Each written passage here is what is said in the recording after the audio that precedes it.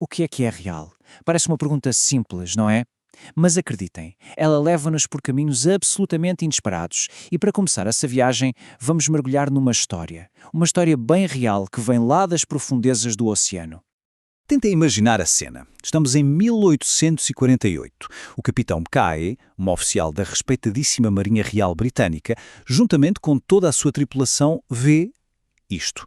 E atenção, isto não é um conto de pescador, é um relatório oficial. Eles estão a descrever algo que a ciência da época simplesmente não conseguia explicar. Um animal desconhecido. É exatamente aqui que o nosso mistério sobre o que é realidade começa. E pronto, cá está a verdadeira questão. Porque, no fundo, a caça a monstros marinhos ao pé grande não é só sobre encontrar criaturas esquisitas. É sobre a nossa própria caça a algo muito mais difícil de apanhar. Como é que nós definimos o que é real? Ok, vamos a isso. Para perceber como é que separamos os factos da ficção, primeiro temos de olhar para as ferramentas que usamos, ou seja, as regras que seguimos nesta nossa caça à verdade. E aqui, de repente, temos um choque de mundos. De um lado, o folclore, que é construído com séculos de relatos, de histórias que passam de geração em geração. Do outro lado, temos o método científico, que é, por natureza, cético. Ele exige provas físicas, algo que se possa tocar, medir, analisar num laboratório. A ciência tem uma regra de ouro. Uma história fascinante, mesmo que venha de um capitão da Marinha, não substitui um espécime real. E é no meio deste conflito que surge um campo fascinante, a criptozoologia. O objetivo dela não é provar mitos. É mais como tratar esses mitos como um mapa do tesouro. Um criptozoólogo não anda à procura de um dragão mágico, mas talvez de uma espécie desconhecida de lagarto monitor que inspirou a lenda.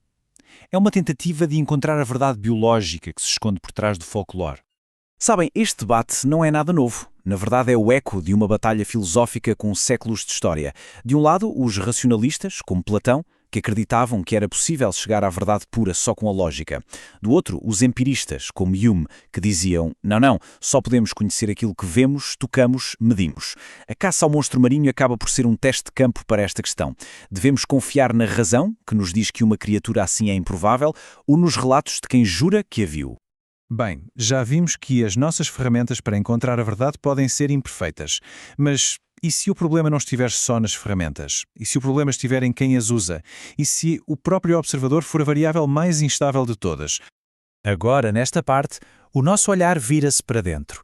Se a nossa percepção é a lente através da qual vemos o mundo, o que é que acontece quando essa lente, afinal, não é assim tão estável? O caso de Sybil Dorsett, que nos anos 70 chegou ao mundo, é um exemplo extremo, claro, mas que nos obriga a questionar tudo. A história dela ataca a base da nossa identidade, aquela ideia de que cada um de nós tem um eu único, estável e coeso. Dentro de Sybil não vivia uma pessoa. Viviam muitas, pelo menos 16 personalidades diferentes, cada uma com as suas próprias memórias, os seus próprios talentos. Imaginem só. A assertiva Peggy não se lembrava de nada do que a sofisticada Vicky fazia. A artista Vanessa sabia tocar piano, um talento que a própria Sybil não tinha. Eram, para todos os efeitos, estranhos a partilhar o mesmo corpo, cada um vivendo na sua própria realidade. Esta frase, dita por Vanessa, uma das personalidades, sobre a Sybil, a personalidade principal, é arrepiante. Ela não se via como parte de um todo. Via a Sybil como uma rival, um obstáculo. Isto mostra que o nosso eu pode não ser um santuário de paz, mas sim um autêntico campo de batalha interno. E aqui está o ponto crucial. Se o observador pode ser, na verdade, uma coleção de eus em conflito, cada um com a sua própria visão da realidade, como é que podemos confiar na ideia de uma única verdade objetiva? A realidade da Peggy era diferente da realidade da Mary. Qual delas era a verdadeira? Já questionámos as nossas ferramentas e o nosso eu interior. Agora vamos fazer o último zoom out. Vamos olhar para o fator final que molda a nossa realidade, o mundo exterior, e as verdades que ele, por vezes, nos impõe. A ficção distópica de Huxley dá-nos uma visão assustadora de como a verdade pode ser literalmente construída. No mundo dele, as crenças e os desejos não nascem de dentro para fora, são programados desde o berço. O método é tão simples quanto aterrorizador. Ao associar coisas que são, por natureza, belas e enriquecedoras, como livros e flores, a dor e medo, o Estado constrói uma aversão que se torna instintiva.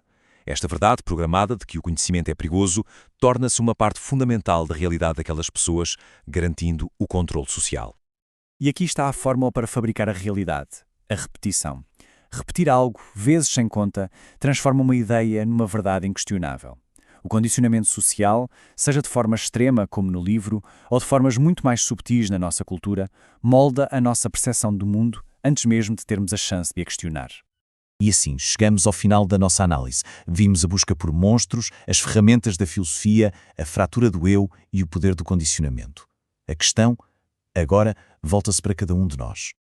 Será que é algo que está lá fora, como um monstro marinho ou uma nova espécie, só à espera que um observador corajoso a encontre?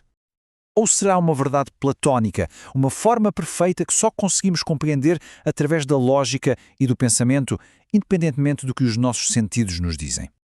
Ou é, no fundo, uma construção, um conjunto de regras e crenças que nos foram ensinadas, repetidas e repetidas, até se tornarem a nossa segunda natureza? O filósofo Richard Rorty sugere uma outra via. Talvez a realidade não seja nem descoberta, nem dada, mas sim criada.